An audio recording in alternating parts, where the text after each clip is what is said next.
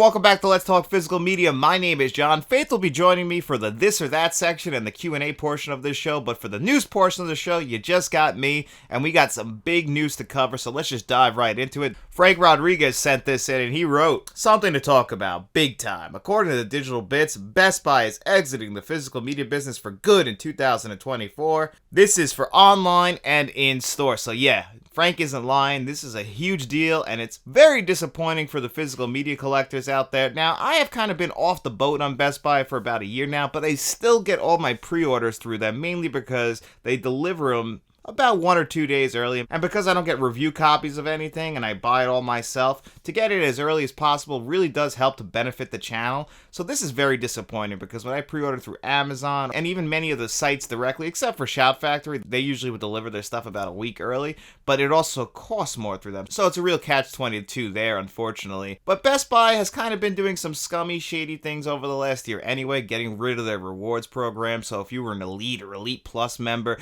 you used to ring up points way faster than everyone. You used to get your delivery fees waived, and they got rid of all that last year, and it was pretty scummy. They would even charge more for new releases to make up for that. So they have kind of been half in, half out on the physical media market as it is. If you've been in a Best Buy over the last 1 to 2 years, you've been there, you've seen that. The shelves are pretty much empty at this point. There's not much on there. You know, maybe you get an aisle or two. There's one Best Buy near me that's just an end cap, and that's really it, and it's just new releases. There's nothing you can really go in there and grab, but their online store has been pretty good for the last 2 years at least. You know, you can get all the boutique label stuff there and pre-order it, and usually that stuff will still come a day or two early. So their online store I was hoping would stay open, but unfortunately they're shutting everything down. And now I know people are going to be saying, like, this is another signal that physical media is dying. No, I just think this is the direction that physical media will be going. Unfortunately for a lot of people, many people, the regular viewer, the regular consumer out there, they just like to stream. They don't care about how good a film looks, but a film fan, a true and blue film fan, does care about seeing a film in the highest quality possible, and they're probably keeping the physical media market alive, especially the 4K Blu-ray media market alive. But this is where we have to start supporting the boutique labels. Labels like Arrow Video, Scream Factory, Criterion, to show that we still want this. Now, unfortunately, I do expect that the prices will probably go up in the next year as well, just because distribution is probably going to cost a little bit more for them, especially if like more people are going to be buying directly from them or by other sites. Like, I like to use Diabolic DVD. I've brought it up here in the past. Frank Rodriguez, who sent that question, he's the one who turned me on to them, and they do great work there. Not high shipping fees, not high taxes. You can get imports, so if you have a 4K player, 4K Blu-rays are always region free. For the most part, it's very rare, but sometimes it does happen that they will region lock it, but for the most part, it's region free, and you can buy whatever you want from there. It'll get to you. If you import it, it might take a little bit longer, but new releases usually show up on time, so I'll probably be switching to Diabolic DVD or continuing to buy from Amazon. But Amazon, the thing with them is if you pre-order from them, they say it'll show up on Tuesday, the date it comes out, but for the most part, it usually will show up like Wednesday or Thursday. I'm not too sure why. They seem to have like an issue with boutique labels, especially with Lorber, so it's very disappointing that you kind of have to turn to them. Even though Amazon is great for sales, like this past week they had their like Prime Day 2 thing going on or whatever the hell it was, and they had some good sales, but the sales have not blown me away this year. There was some stuff in there, but I feel like now, unfortunately, with the high cost of inflation and everything like that, it's starting to hit the physical media market as well, so the sales aren't as good as they were about a year ago, and especially 2 years ago, and we've seen the prices increase as far as new releases. You know, we're seeing movies come out now, new releases like Fast X or even last year like Tar, being over $30. It's really hard to swallow that pill, especially, you know, we're all on tight budgets out here, and it's really hard for us to buy every single thing that we want. And plus, you never know what's going to be coming out around the corner, and you want to save money for that. If one of your favorite films, like if The Terminator got announced for 4K, that's where my money wants to go, is to that coming out. But I do want to see other films that I haven't seen, so now I feel like we all have to get a little bit more picky, and now we've just lost a store that we buy all of our movies from for a lot of us. I still like to pre-order from Best Buy, so this is definitely going to hurt me. I'm going to have to make some changes, and I just worry that people are going to look at this as yes, physical media is dying, and that is not the case. We just have to choose different stores to buy from. I don't think physical media will ever die. There's always going to be an audience out there who want to see their movies physically and in the highest quality. Just look at what's happening with vinyl. Vinyl has pretty much shifted their entire market. They really rejuvenated their market. They charge about $50 for a really nice album, but they're really catering to the collector out there, and that's always what it's going to be. Now, I don't collect music anymore. I am a subscriber to Apple Music, so even though I collect movies physically and I'm a full supporter of the physical market, with that, when it comes to music, I am full-blown digital. I'm a little bit ashamed to say it, but on the other hand, it is very convenient. I'm not a music head like a lot of people out there are, like Faith is. That's just not my thing. I really just listen to like music scores and podcasts, so I'm not really dabbling too much, and if I do go into music, it's usually very poppy. I do have my bands that I like, but for the most part, I'm just, putting on a playlist of like the hit songs of like 1998 or something. I don't really feel the need to dive into the physical market for music. I miss it. I used to collect CDs, but once my CDs got stolen out of my car, I kind of just left that behind. So now it's really just collecting movies physically, and as far as doing that, I know that it's still a hard sell to a lot of people, but just look what happens when you buy movies digitally. I've seen people complain this week that stuff was pulled from them, and they can do that. You don't really own the rights when you own a movie on digital. You own a movie physically, that's your movie. They can't take that away from you, unless they repossess it somehow, but they can't take that away from you. On digital, though, they can do whatever the hell they want to it, because you don't actually own that movie digitally. You're essentially renting the rights to it, and they can just pull it, and that's really unfortunate, and it's scary, and I really don't like that. That's why I prefer to own all my movies physically, and there's just something about it, and I feel like now people are going to get on board that train, that physical media is dying, that train that's always in the station, and that people are just begging to leave just because they want that controversy of, hey, look, we've been telling you for years that physical media is dying. I don't think physical media will ever die. I'm not fucking leaving! I think there's people out there like myself, mid-level media, Jeff at Films at Home, the original Fuzz, Stuart George's Home Movies, and the impressive Tony out there, all supporting the physical market to let you guys all know, and plenty of other great channels that I didn't just say, all out there supporting the physical market. Make sure you subscribe to the Digital Bits. They do great work at showing you what movies are coming to 4K Blu-ray. You just gotta buy it from somewhere else. So Best Buy dying, does it suck? Absolutely it sucks. But unfortunately, we kind of knew this was coming. This isn't a shock. This isn't a surprise. I was just a little caught off guard by it. I didn't expect it to be so soon. I thought maybe it would be in 2025, if I'm being honest, but it's 2024. They said it could be as early as the first quarter of 2021. So it is very unfortunate, but that's just the way it goes. It's the way the cookie crumbles. But it's not all doom and gloom. We're still going to be getting all 4K Blu-rays. Just make sure you're supporting those boutique labels. Make sure you support the studios when they do put out something that's there for the collector, like Hulu and Disney putting out Prey on 4K Blu-ray. If we don't buy that, Disney won't ever listen to us. Disney only looks at one thing and one thing only, and that's how much money they're making off of something. If they can't make money, they're not putting it out. That's just the kind of company they are, and that's how most corporations work on this planet. It's all about the bottom line. It's not about the art, and that's the real unfortunate thing about this planet and what we've set our systems up to be, is that money is the ruler of everything. It is the center of all evil, and that's unfortunate, but that's just the way the world is set up, and unless we can change that, which I don't see any which way we can, that's just the way it's gonna be. So we have to show our support for stuff with our wallet, which is very hard to do. I'm not gonna sit here and lie to you guys. It's very hard to spend money on something when you don't got it. But if we don't spend the money on that, unfortunately, then they won't make it, and then we're just asking for more. And this is kind of why physical media isn't the way it is. Best Buy, unfortunately, their business model isn't set up for physical media. They're not seeing enough of a profit from it. Best Buy in general, I feel like, hasn't seen enough of a profit, whether it is even in physical media, video games, TVs, or anything like that. It just kind of feels like a dying brand that I don't expect to be around in the next 10 years. Unfortunately, that's just my best guess. Everything is just shifted to online only. Not many people even go to the store that much, even to go food shopping, which is absolutely wild to me. It's just the world is set up very different than it was 20 years ago. I personally was one of those people, just like a lot of you, like to go into a Blockbuster or Best Buy and just browse and just look at movies. And I found so many great movies that way, pulling it off a shelf, looking at the box art and going, wow, this looks pretty good. I'll give it a try.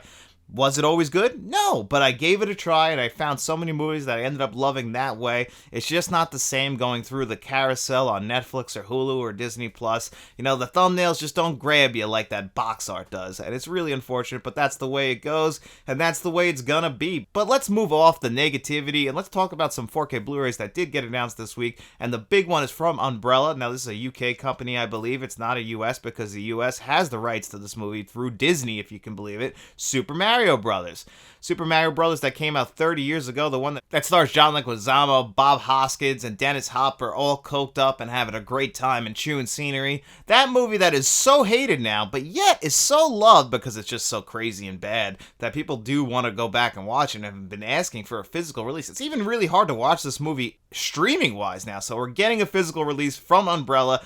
A beautiful package, by the way, and like I said about Diabolic DVD, I'm sure that you'll be able to pre-order it through them. If not, pre-order through Umbrella, get it imported. If you're a fan of this movie, we're getting it on 4K Blu-ray, and that's really the biggest announcement this weekend. That's just to prove to you guys, hey, physical media isn't dying. This is coming out in January. A lot of us are really excited about this. I'm going to grab this one. It's a little bit expensive right now. I was hoping that there's more of like a downgraded version that would be like $40 or $30, but right now this version is $100. A little too hard for me to swing at the moment, but I'm hoping that there's like a cut down version of this that's not just a collector's edition that I can grab. But if not, maybe I'll still grab this one. And we also got confirmed that Peeping Tom is coming to 4K Blu-ray in January. And another big thing that got announced is The Dial of Destiny, the 5th Indiana Jones film, which I reviewed here on the channel. I gave a 7.5 out of 10. I thought it was pretty good. Not as bad as a lot of people made it seem, but it's also not great. It's still one of the worst in the franchise. But it's no harm, no foul. Just some harmless fun. That is coming to 4K Blu-ray on December 5th with a Best Buy exclusive steelbook, a Walmart exclusive steelbook,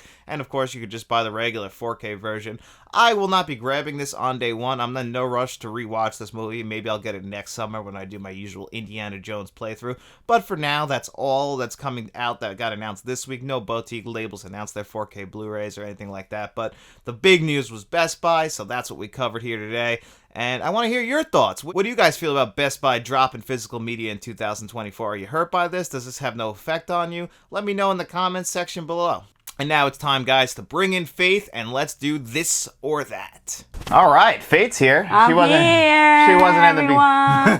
she wasn't in the first part. She's gonna probably skip the news section from now on because she doesn't really pay attention to physical media news. And I want to go into a little bit more detail than what she cares about. Yeah, I don't give a shit. Yeah, she doesn't give a shit. She cares about movies, but she doesn't care about actual fucking, physical media stuff. Even though the show's called Let's Talk Physical Media. I didn't choose that. You didn't. You weren't on the show then. But it's too late to change the name. I didn't choose it. So, all right, we're going to dive into this or that, which is the portion of the show that Faith really spearheaded. So what are we doing this week? All right, so because it's October and honor of spooky season, we're going to do some horror movie edition. Yeah. So what do we got? So the first one is The Ring versus Poltergeist. Why would you do that to me? Because I want to make it hard this week. I love both those movies. I know. I want to make it hard for you. Two or three of those are two of my top 3 favorite horror movies ever. Yeah. One has got to go. One has to go. I honestly, it's got to be The Ring, just because I'm going to keep Poltergeist. I'm getting rid of The Ring. All right. Poltergeist, I have a lot of nostalgia for. I mean, it's one of the first horror movies I ever saw. I saw it way too young, at like 6 or 7 years old. Scared the hell out of me. And it's got that Spielberg tone. It's directed by Tobe Hooper. I just absolutely love that movie. Mm. You moved the graves, but you didn't take the bodies. You didn't take the bodies. Dramatic. Oh, I love it. I love it. What would you do? I'm keeping The Ring. You're keeping The Ring? Yeah, because I like The Ring better than Poltergeist. I'm not a big Poltergeist. My sister loves it, but I'm not a big Poltergeist person. Wow, we're doing a Poltergeist review. Me and David here on the channel. Okay, well, you guys are fun. All right. Then we have Nightmare on Elm Street / Scream.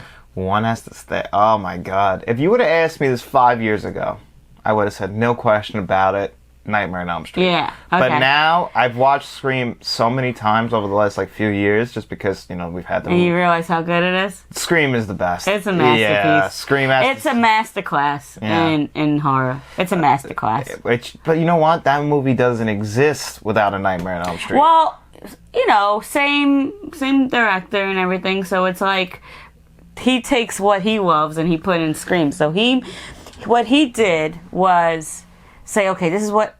Now that we developed all these things that we have, now I could take it and put it into this movie and make a masterpiece. And he did. He made honestly, because when you think of Nightmare on Elm Street, there's certain scenes you're like, oh, this looks awful. I'm not scared of this at all. I mean, Like- the original Nightmare is almost the perfect horror movie. And It's a perfect horror movie, but it's like when you watch it now, it kind of loses it for me. I used to be terrified of Nightmare on Elm Street when I was a little kid. I probably watched it way too early because I remember having dreams, like I told you prior, of me playing double judge or jump rope.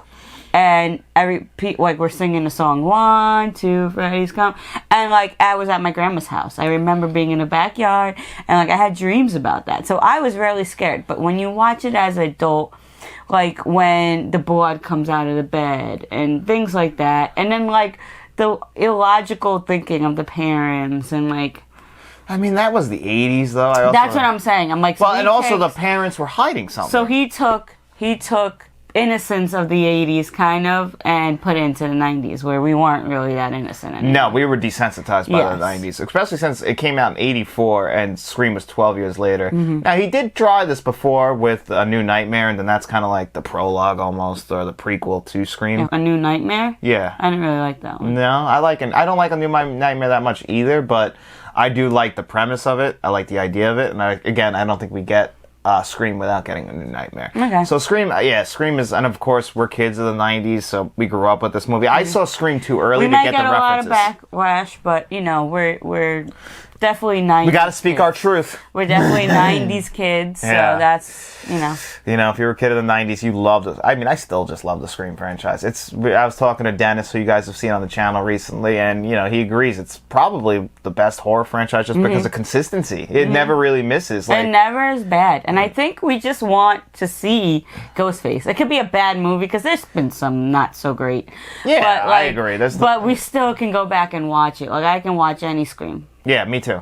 Even, I think Scream 2 is the worst, but I could still watch Scream. I still watch Scream 2 every year. I'm a big Final Destination person, right? But not every single one's good. After 3, I'm like, okay, I'm done. Yeah, it's usually the first 3. But, you're not there for the story. You're there you want to see what they do. It's like the middle... But I don't agree with that, because the last one, the New York one, that's probably one of my least favorites. Scream 6? Yeah. I agree. Only because it followed the same tropes. No one died. There was no big... That's my problem with Scream 6. Scream 6 is good, has good set pieces, but they literally forced everyone to live by the end, which is a spoiler, but just because that there's a third movie in this trilogy, so it's like we have to have our core 4 together, but it's like that person just got stabbed the shit out of. And he's still alive. And he's not only just alive, he's like, I'm a little banged up. It's like, I was sure you were dead. But you also got to remember, but I think what they did with that too is from the 4th one. What's her Hayden Panettiere, I think her name is. She got stabbed. She's Kirby, right? Kirby. Yeah. She got stabbed a lot. We thought she was dead, and she wasn't. They brought her back. I love that they brought her back in 6, because I've said this all So I think maybe they were like, we're gonna take some of this, and we're gonna. Give it to you in this one. But I did like the story in the beginning where it went totally different from what we expected. I agree. Like, they show you people in Ghostface mask and within the first... Well, that's what I think makes the Scream franchise stand out, is we don't need... you could change who the villain is, because Ghostface is just a Halloween costume. You get the knife in there and the black boots. But it does have to have some connection to the original. Yes, it does, but we don't have to make up a story as to why Freddy Krueger or Jason, who we saw die for the millionth time in the last film, how'd he come back again? Yeah. And it's oh yeah, this guy was worm food. Yeah, exactly. He was, you remember we were watching it the other day and you're like, oh, he looks great. Yeah. He had his bones showing. He was just all bones. And a new night, and the new blood, Jason. Yeah. His back is show. I'm we gotta logically have him come back, even though a speedboat just destroyed him in the last movie. But that's all right. Get him up. He's fine. All right. So the next one is The Conjuring and Hereditary. I think I know where you're going to go with this. Unfortunately, just because I'm sticking to my guns, that Hereditary is not one of the best horror films to come out over the last 10 years, but just one of the best films in general to come out over the 10 years, directed by Ari Aster. That movie is a masterpiece. Should have won Toni Collette an Academy Award. She didn't even get you're nominated. taking my words, my masterpiece word? I'm using well, I think Hereditary is a masterpiece. It's a 10 out of 10 film. I didn't say masterpiece, I said masterclass, so yeah, okay. Yeah, you use masterclass. But I know you don't really like the end of that movie. No, I think that killed it for me. I think the ending, I don't want to we're doing a bunch of spoilers, but the ending killed it for me. It could have went totally different ways, but... After watching Rosemary's Baby the other day, I was like, wow, Ari Aster really took a lot from Rosemary's Baby with this movie. But and then the other one that he did, Midsommar. I'm sitting there and I'm watching it. I'm like, what is going on here? Now, if you saw other movies like, what's that movie called? Oh, The Wicker Man. Like, you would know where he was taking inspiration for that movie, but he was going for a lot of shock in that. Like, when the guy jumps off and, destroys his body and he's dead there on the cliff thing. I mean, in the theater, again, not as shocking as seeing somebody lose their head in Hereditary, but still, yeah, very shocking. That thing was just like... No, everybody in the theater was was shocked. And I don't know how you come up with that.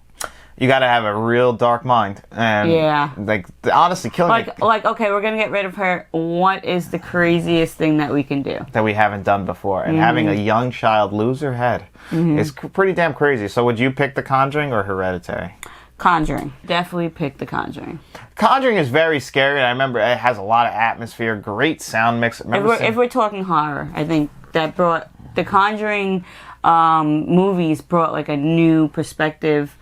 Other than like what we had with like Poltergeist or like The Exorcist, we never seen anything like this before. And then having that possible true story element to it, like with the Warrens. Well, we know that they were money grabbers. Like, we know. If you do research... Know, though, like, no. I never did research. If you do research, like, especially true crime podcasts... Like, I know the Amityville... Like, we live in Amityville... Like, we don't live in Amityville, but we live on Long Island. The Amityville horror happened here. Like, it's like 30 minutes away. Yeah, it's very close. We can go to the house right now. But...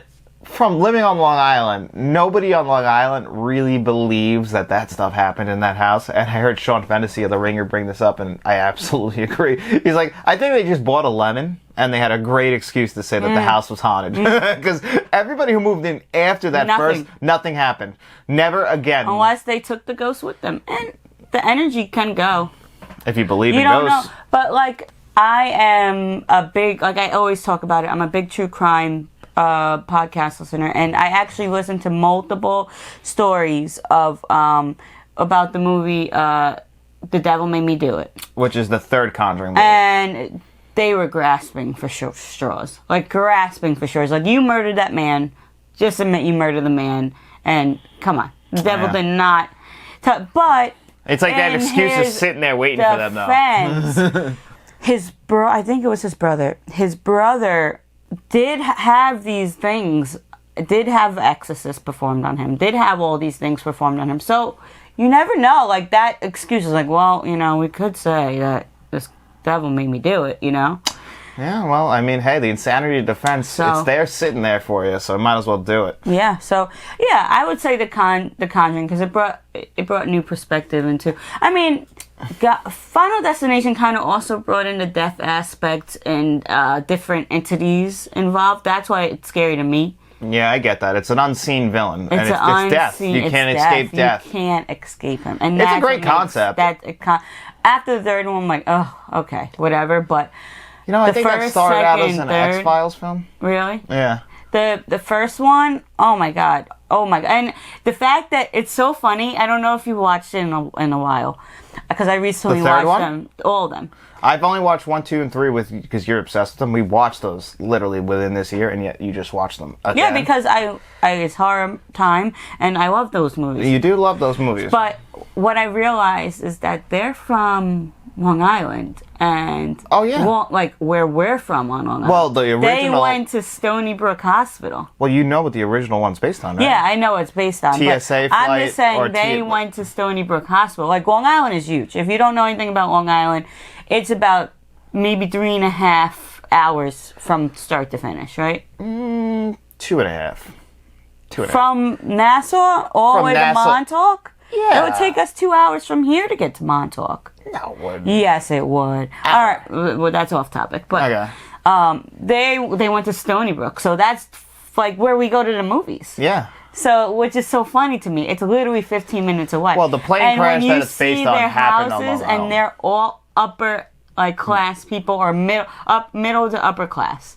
And that is what we have here. Yes. So to me, and you're watching it, it's like, wow, this is so Long Island. I can't believe, I relate to it. I think more now that I realize how Long Island it is. Yeah, which is funny. And actually, speaking of which, we saw the Always Sunny in Philadelphia live. Always Sunny in Philadelphia podcast last night, and we were leaving, and we were in the city. The city is an hour away from us. I love it. And yeah, we're kicking around the idea of moving to the city just because it might be best for the channel, but. We're walking around the city, and then, you go to Penn Station. It's one of the most famous train stations. You take the train back from there to Long Island. So everyone's waiting for the train to get announced. And Faith walks up, and she's like, because we've just been in the city, and the city is like a hosh-posh. It's a real, multicultural. Yeah. Everything you can think of lives in the city. Every single type of person, everything. It's very much like a cosmic gumbo almost. Mm-hmm. And then you get to Long Island. Everyone from Long Island's waiting to get on this train, and you walk up and you're like, holy shit, there's all the Long Islanders. They look like Long Islanders. Yeah, we have a distinct look apparently. We have a distinct talk. We have a distinct look. It's so funny. Yeah. And people know we're not from New York City. No, we're from we're walking around, we kind of know where we're going in a way. And people are, those people that hand out the signs in New York City to get you to go to the Empire State Building, they're handing it to us, and we're like, we're New Yorkers. We're from New York. We're from New York. We might not be from here, but we're from New York, and so it's just so funny. Yeah, it's just such, and I'm sure that you guys have this experiences where you guys live. Like, you're probably if say you're from Chicago, or we know that David's from Ireland, and David's will tell you that different parts of Ireland. If he goes to Dublin or something, the different accents. So everything, you can't just put us all in one big group. Hey, you're New York, you're in New York. We have upstate, we have Manhattan, we have the island. Everybody wherever they live, even the boroughs are different. Staten Island is completely different from Brooklyn. It's just crazy how much of a bubble we all live in, yet we're all connected thanks to the world of social media and movies like that. Yeah. But before we get into the Q&A portion, we just want to make a quick announcement. We are going to be turning on channel membership soon. Now, we haven't gone in yet. It might be done already by the time this video comes out, but we're working on how that's all going to work out. You'll see an announcement on the channel about it. Mm-hmm. But once that gets turned on, you do not have to do it. There will be nothing really changing on the channel at all. It's just to support the channel. We'll have some exclusive stuff for those people. But if you are subscribed to the channel, this is not a push to you to, do that. We would appreciate it. We would appreciate all the support we can get just to keep this channel going for as long, because it does cost us more money than we take in for sure. It's not even close. Yeah. This channel pretty much just costs money to run. So if we could have a little bit of support, it would really be appreciated, but this is absolutely not something you have to do. We are not going to push for it. If you want to support the channel, we appreciate it, but you do not have to support the channel. Once I feel we feel that it's deserving of a Patreon. Right now I feel like we're not there yet. This is YouTube's version of a Patreon. Yeah, but I don't feel like we're there just yet for a Patreon. I would like to be 4,000 4 or 5 or more to get to Patreon. But this will give you a little bit of a preview of what we would do.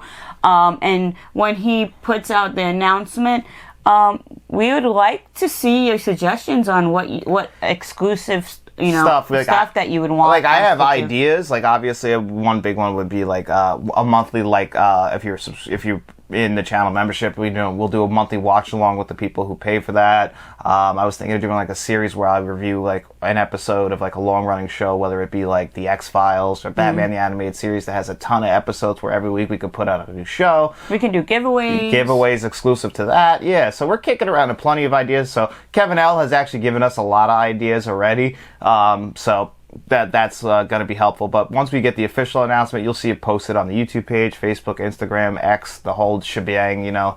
So don't worry about it. But, you know, I just want to make sure people know, because I know a lot of people, like, when they see people start asking for money, they get turned off by it. But this is really hard to do, especially without sponsorship and review copies of anything. Yes, we do not have one sponsor. No, we don't have that. Review copies. Now, everything that you see on this channel is paid for out of pocket by us, and we are not rich. and it's not even about the money. No, we don't need money for our regular lives, just to keep the channel It's going. more about your time, John. Like, I think that you should be telling people you're a one-man show.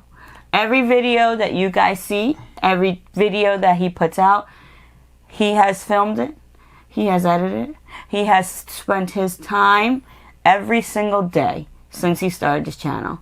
And I appreciate it, and I hope they appreciate it. I get a lot of people that tell me they appreciate it. so- It's very rare we get some rude people. Actually, there was a rude person who said something about Faith last week that upset her. Yeah, I don't give a but fuck. it's very rare. Yeah, it's very rare that we get people that chime in that are rude. For the most part, everybody who watches this channel is a good person, a nice person, a person that seems to really understand how this world works, and we really appreciate that. I think we have some of the best fans around, in my opinion. I think you do. I think I'm here just as a support, you know, one day a week. People like you, and I would though. like to do more, but you have a lot already on your plate, and Yeah. I feel like that needs to be put into this video to let people know how hard you work. You literally get up 7 o'clock almost every day. I go to work. You spend your whole morning until you have to go shower, eat for lunch, and go to work for your regular job. This is every single day. And I don't think people know that. And then after that, you come home and you watch a movie for the next day. Yeah. And you prepare yourself with the extras, whatever you need to do. And I think your work needs to be, you know, I know you do it for your love and passion. I for love the movie, movies and I love physical media. you know, so. and I know they appreciate you. They do, and they let me know. So, I have some of the best viewers. But you don't ever let Well- that knowledge be known. So I wanted to. Yeah, I appreciate you doing that. I don't know how many people realize how much work goes into it. It does get a little upsetting, and I see other people like Jeff and stuff like that who get a little discouraged when people like complain. It's like, you know, the amount of time it takes to go into making these videos. It's not easy, is it? No, it's not. It's about each video. Like, you might see like a 12-minute video and be like, oh, that didn't take long. You gotta remember, I gotta watch the movie. I gotta watch the extras. I have to, especially for a 4K review, I have to compare that on multiple players because I don't want to lie to you guys. You know, I'm not getting paid. He takes it very serious. Yeah. Like, my opinion is my opinion, but it's not like a half-assed opinion. Like, I go into that, I check it on multiple TVs.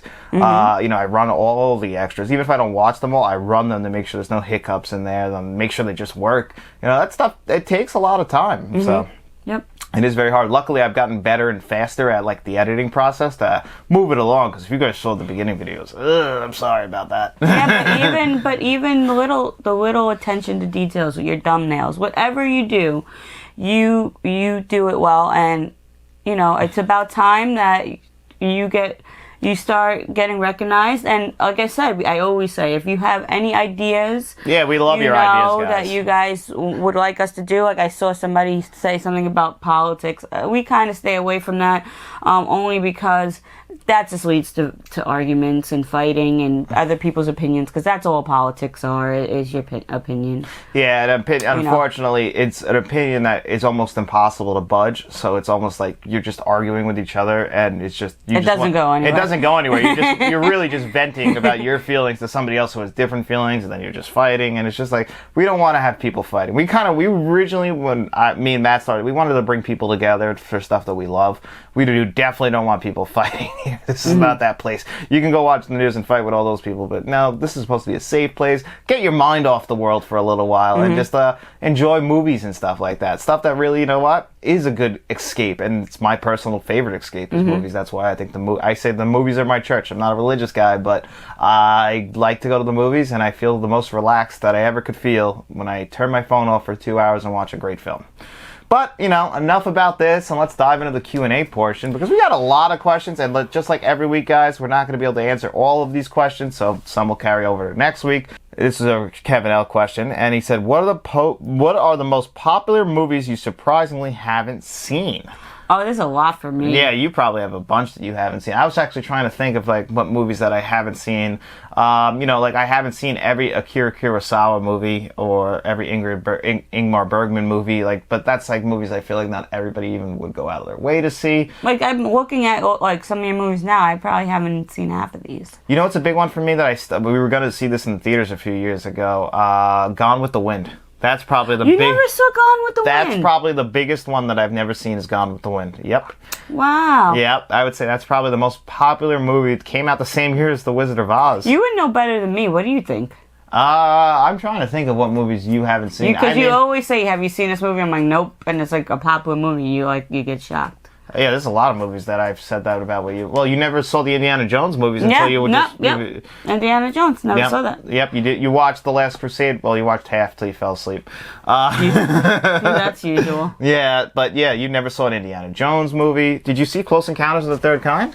No. No, that's another one. Yeah, so you haven't seen I've seen every Steven Spielberg movie except. Did I see Sugarland Express? I can't remember. Never saw that either. Yeah, but that's like one of his most popular movies. I've seen 1941, unfortunately. I'm trying to think if there's any real popular movie that I haven't seen. Like all the popular movies, I'm trying to fill up every gap. Gone with the Wind, that's the big one. Bigger one.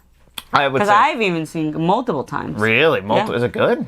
I've heard it's very flawed. That's why I've never gone. It is flawed because it's dated. Yeah, but it's well made? I just have never seen that. It's a good movie. Since I started the channel, I've been trying to make a conscientious effort to make sure I see every movie. I'm trying to see, you can't see every movie ever, but every movie that's like the AFI Top 100, the Sight and Sound Top 100, I try and go out of my way to make sure I see all the movies that are considered important, and you get the deep dives that people do. So I really think that only Gone with the Wind is probably one of the only popular movies that I haven't seen. I was really having a hard time with this because I've pretty much seen everything that most people would think that you should see. See, I'm different though, because I like the old timey of it all. One of my favorite shows is from the 1950s. So, and then I loved, I Dream of Jeannie, The Monster, all that stuff. I like the old timey of it all, but it mainly shows. Indiana Jones for me. Okay, yeah, and I guess I'll just go Gone with the Wind because I don't really have too many that I haven't seen. This is a question that you've done with me, and this is from Emmanuel Mojas, and he wrote, "Hello, question. Have you ever been to a re-release of a film?" We have been to a bunch of re-releases. Okay. But every time we've gone, because of where we live, it's usually just fandom event re-releases, so it's nothing too special. Which one was the last one we saw? We went to Batman '89, and yes, I remember being very disappointed by that because it was in a small theater. It wasn't really that great. No, and that's usually kind of how the re-releases go. Been to a couple, I've been to a Jurassic Park re-release because I never saw that in the movies, so I was able to see that on a re-release. I just saw Stop Making Sense's new scan. I guess that technically counts as a re-release. But when they do those, if you live in LA, they do re-releases all the time, at the New Beverly, all the time where you could just go see an old movie on the big screen. Unfortunately, I've never been to LA to do that, and out here it's nothing too crazy. It's just usually a fandom event, and to be honest with you, I'm better off watching the 4K of it because I'll have a better quality system than they actually put in the theaters. They don't ever put it in Dolby. That's not true. I saw The Matrix on a re-release a few years ago with the new 4K scan, and they put it in the Dolby theater. That was amazing. But it's very rare that they do that because mostly they put the new releases in the Dolby theater. All right. So, that's a good question. And I wanted to ask you this question because it's a music question, and as a music fan, how would you rank the following artists in terms of vocal talent? And this is from Kevin Allen. He wrote, Whitney Houston, Mariah Carey, Freddie Mercury, Adele, Prince, Elvis Presley, Beyonce, Celine Dion, and Aretha Franklin. Okay. I have to take your phone because I have to. Okay. So Whitney number one is going number one. I agree with that. All time, yes, number one. I agree. The greatest female vocal artist and probably the greatest musical voice talent ever.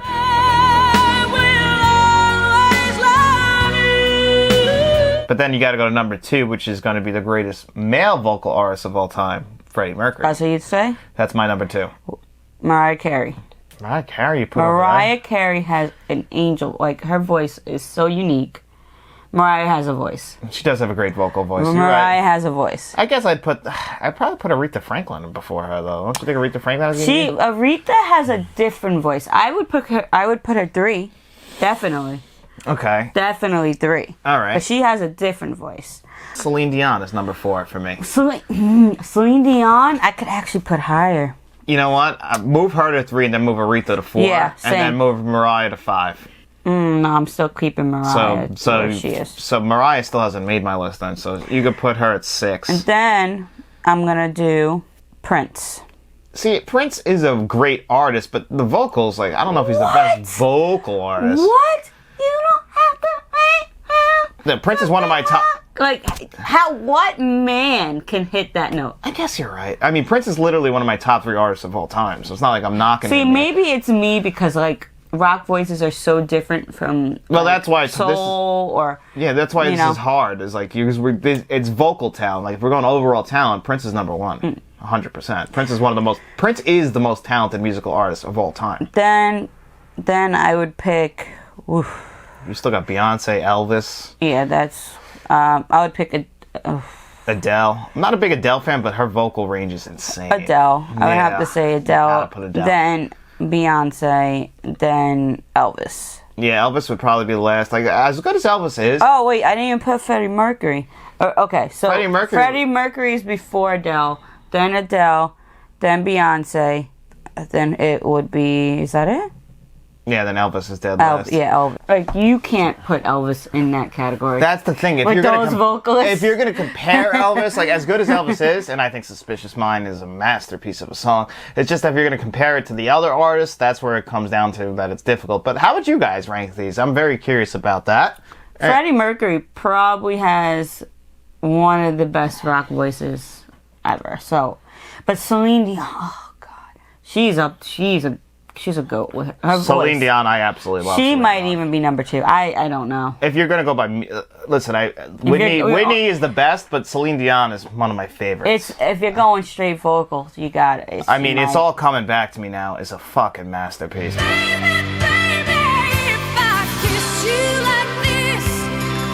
It is. If I touch you like this and I hold you like this. It's a very sad song. It's a great music video. Jim Steinman wrote it. Oh my god, I can go on.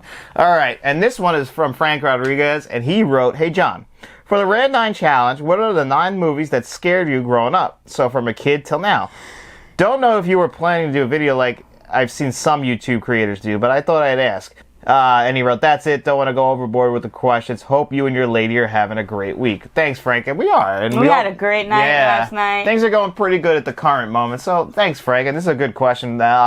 So is there 9 movies? So I think I've said this before. When I was growing up, only 2 movies in my whole life have ever scared me. I've had movies get under my skin, but absolutely petrified me. And that I even turned it off was The Ring.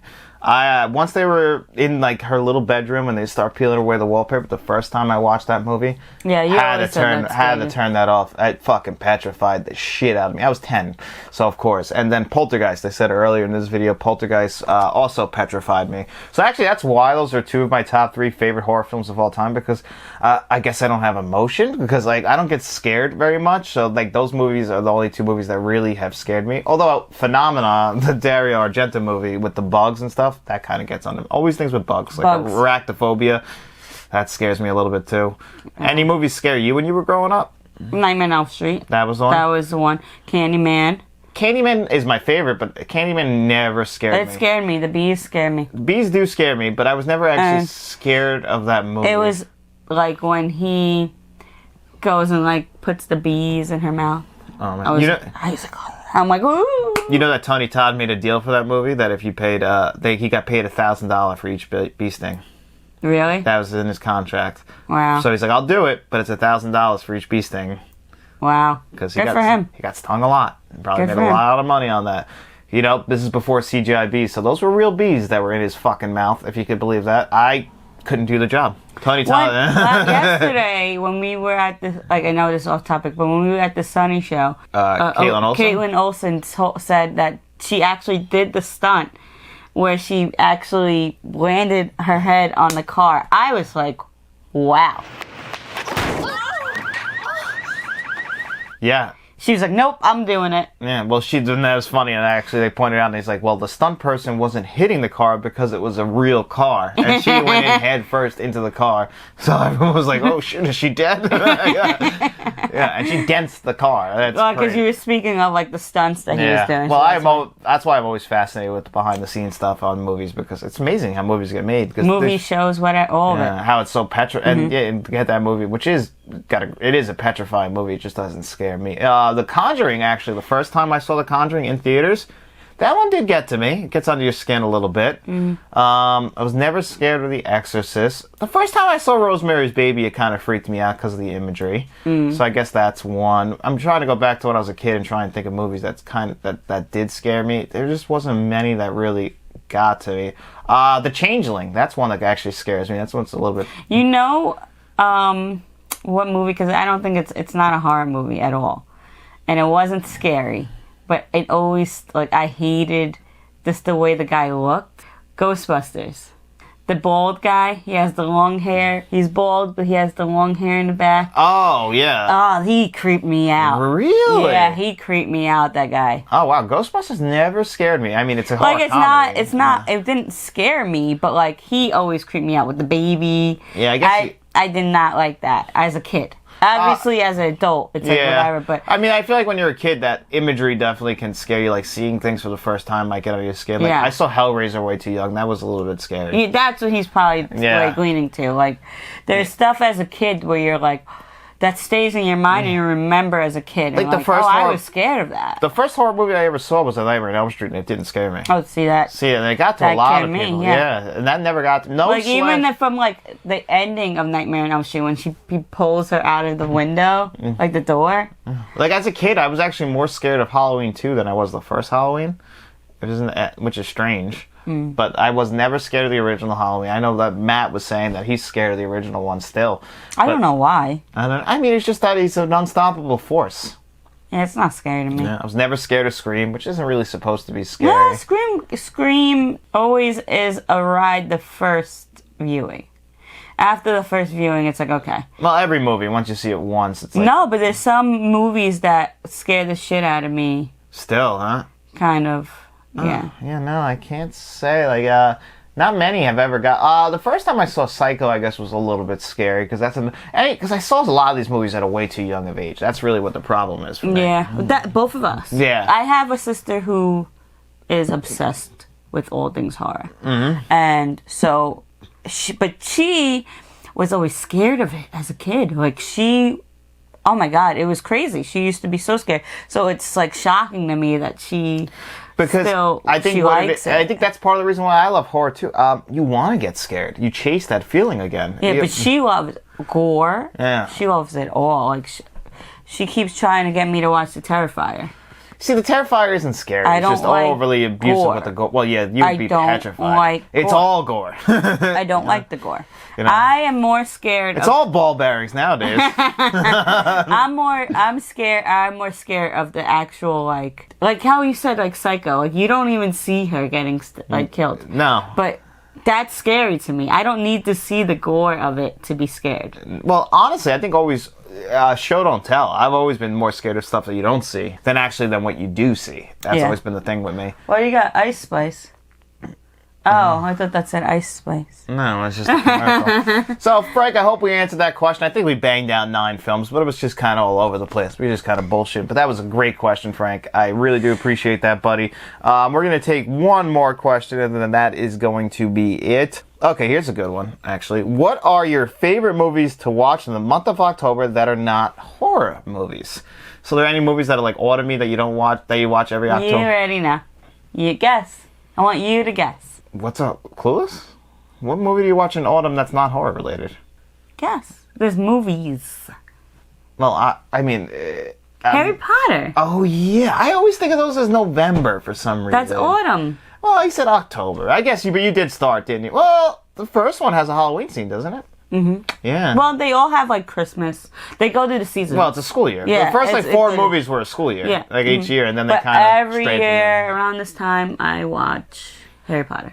You know a movie I always get in the mood to watch in October, and I'm going to do a review on the channel, actually, this October? Philadelphia.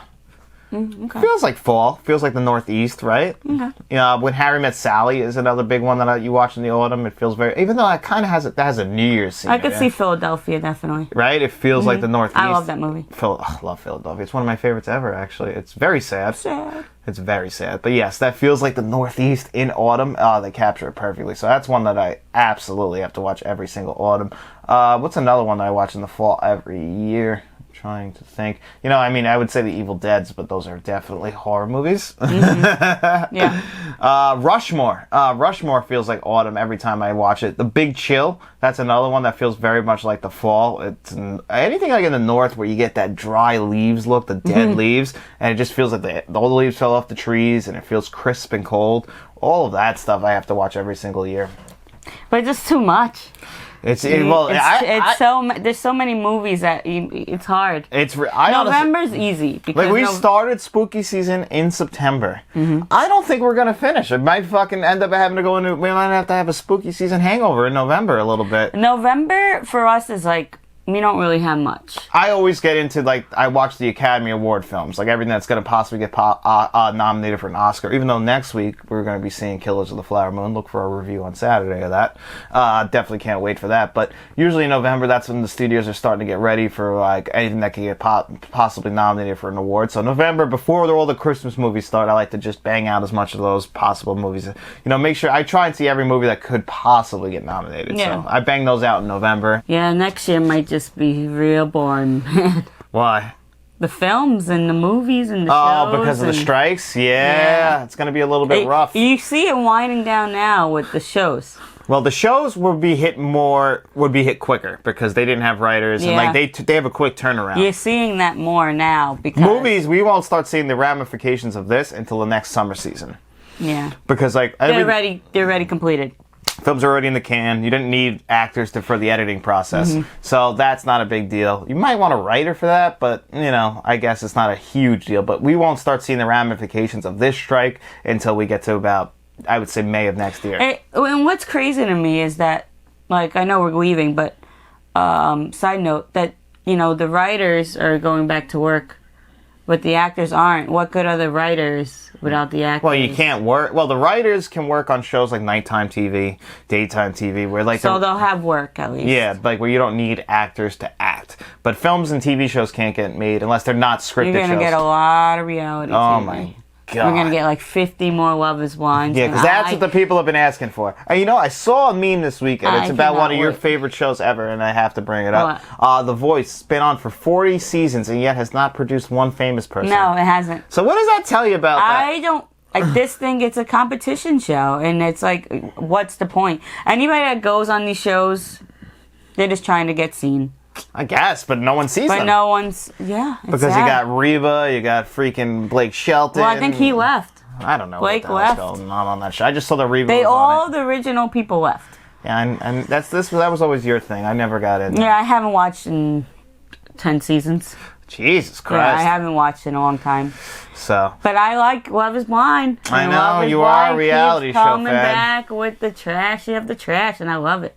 You are trash, so that makes sense. Yeah, trash TV, I love it. Oh, it's another fall movie, kind of, speaking of the city that we did, the 25th Hour, directed by Spike Lee, reminds me of The City in the fall. He knows how to set a movie, though. Oh my God. Well, early in his career, when he had Ernest Dickerson doing his cinematography, like movies like Malcolm X and Do the Right Thing. Do the Right Thing looks like the hottest day. Perfect. Ever. 2 movies ever captured that in my entire life. Hottest day ever. Rear Window and Do the Right Thing. It looks, and that was Ernest Dickerson. They painted the buildings red. Everyone looks sweaty.